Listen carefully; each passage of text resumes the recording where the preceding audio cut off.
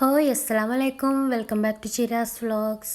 പഴം അങ്ങനെ ഇരിക്കുന്ന കണ്ടപ്പോഴാണ് എന്നാൽ പഴം കൊണ്ട് നമുക്ക് എന്തെങ്കിലും ഒന്ന് ഉണ്ടാക്കിയാലോ എന്ന് ചിന്തിച്ചത്. അപ്പോൾ ചെറുപഴം ഉണ്ടെങ്കിൽ ഏറ്റവും എളുപ്പത്തിൽ ഉണ്ടാക്കാൻ പറ്റുന്ന ഒരു സ്നാക്സ്, ഒരു എണ്ണക്കടിയാണ് നമ്മൾ ഉണ്ടാക്കാൻ പോകുന്നത്. ഏറ്റവും സിമ്പിളായിട്ട് എളുപ്പത്തിൽ ഉണ്ടാക്കാൻ പറ്റുന്നതാണ്. അപ്പോൾ ഇതെങ്ങനെ തയ്യാറാക്കാമെന്ന് നോക്കാം. അതിനായിട്ട് ഞാൻ കുറച്ച് പഴം ഇവിടെ എടുത്തിട്ടുണ്ടായിരുന്നു. അതെല്ലാം തൊലി കളഞ്ഞെടുത്തു. അപ്പോൾ ചെറുപഴം കുറച്ച് ദിവസം കഴിഞ്ഞാൽ പിന്നെ കേടുവന്ന് പോവാറാണ്. അപ്പോൾ ഇവിടെ കുറേ വാഴ നട്ടിരുന്നു, എല്ലാം ഒരുമിച്ച് പഴുത്തു. അപ്പോൾ കുറേ പഴം ഉണ്ടായിരുന്നു.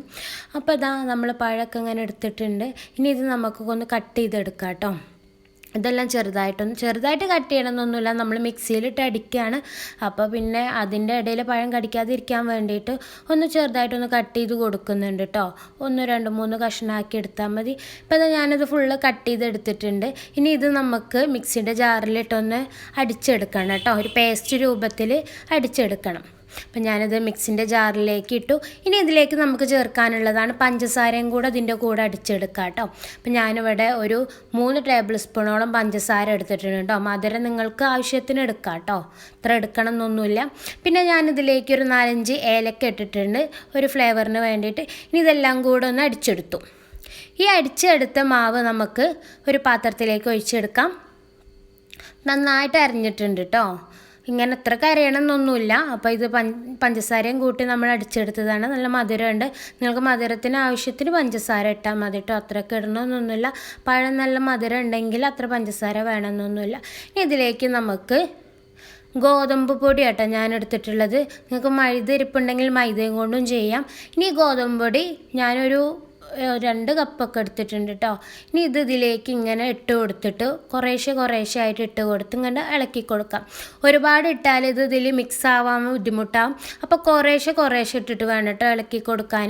ഒരുപാട് ഇട്ടാൽ അതിൽ ഇങ്ങനെ കട്ട പിടിച്ച് കിടക്കും, ശരിക്കും മിക്സ് ആവില്ല. അപ്പോൾ ഇത് നല്ല മിക്സ് ആവണമെങ്കിൽ നമ്മൾ കുറേശ്ശെ ആയിട്ട് ഇട്ട് കൊടുത്തിട്ട് മിക്സ് ആക്കി എടുക്കണം കേട്ടോ.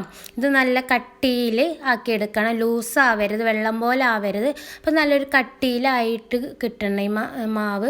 അപ്പം അതിനായിട്ട് നമ്മൾ ഈ ഗോതമ്പ് പൊടി കുറേശ്ശെ ആയിട്ട് ഇട്ട് കൊടുത്തിട്ട് നല്ല മാവ് പരുവത്തിലാക്കി എടുക്കണം കേട്ടോ.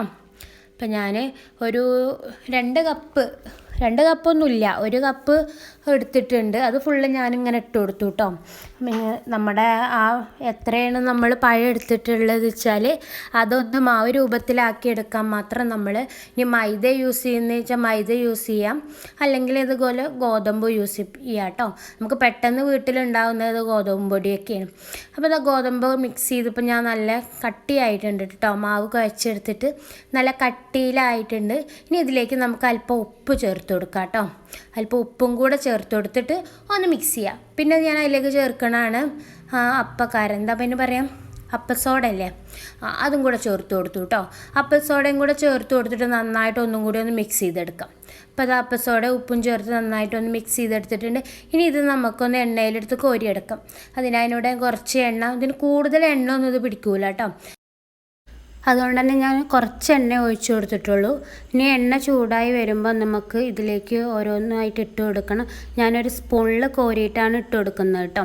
അപ്പോൾ സ്പൂണിൽ കോരുമ്പോൾ സ്പൂണിൽ നിന്ന് വേഗം ചാടാൻ വേണ്ടിയിട്ട്, അല്ലെങ്കിൽ ആ ചൂടായ എണ്ണയിൽ ആ സ്പൂണൊന്ന് മുക്കിയെടുക്കുക, അല്ലെങ്കിൽ കുറച്ച് വെള്ളത്തിൽ മുക്കിയെടുക്കുക. എന്നാൽ പെട്ടെന്ന് അതൊന്ന് ചാടിക്കിട്ടും. അല്ലെങ്കിൽ അതൊന്ന് ചാടാൻ കുറച്ച് പ്രയാസമായിരിക്കും.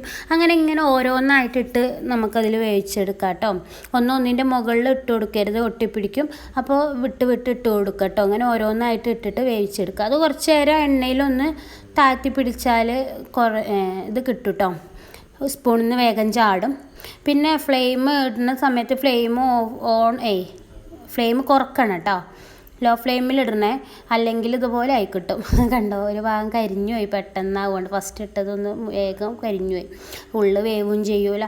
അപ്പോൾ ഇടുന്ന സമയത്ത് ഫ്ലെയിം ഒന്ന് കുറച്ച് കൊടുക്കുക കേട്ടോ.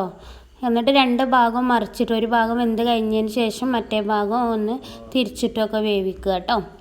അപ്പം ഞാനത് തിരിച്ചിട്ട് വേവിച്ചു. അപ്പോൾ ഇതിൻ്റെ 2 ഭാഗം വെന്തിട്ടുണ്ട് കേട്ടോ. ഇനി ഇത് നമുക്കൊന്ന് കോരിയെടുക്കാം.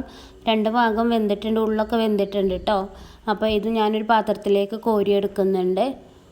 എണ്ണ കുറച്ച് ആറിയതിന് ശേഷം കോരിയെടുക്കുക കേട്ടോ. എണ്ണ കൊടുക്കണം, കോരിയെടുക്കണം. അല്ലെങ്കിൽ ഒരു പേപ്പർ വെച്ചാലും മതി ആ പാത്രത്തിൽ. എന്നാൽ ഇങ്ങനെ എണ്ണ വല്ലാതെ അതുമ്പോൾ പിടിക്കൂല. അപ്പം ഞാനിതെല്ലാം കോരി എടുത്തിട്ട് അടുത്തതും കൂടെ ഇതുപോലെ ഇട്ട് കൊടുക്കുന്നുണ്ട്. വൈകിട്ടൊക്കെ നമ്മൾ വെറുതെ ഇങ്ങനെ ഇരിക്കുമ്പോൾ എന്തെങ്കിലുമൊക്കെ ഒരു പലഹാരം വേണമെന്ന് നമുക്ക് തോന്നൂലേ.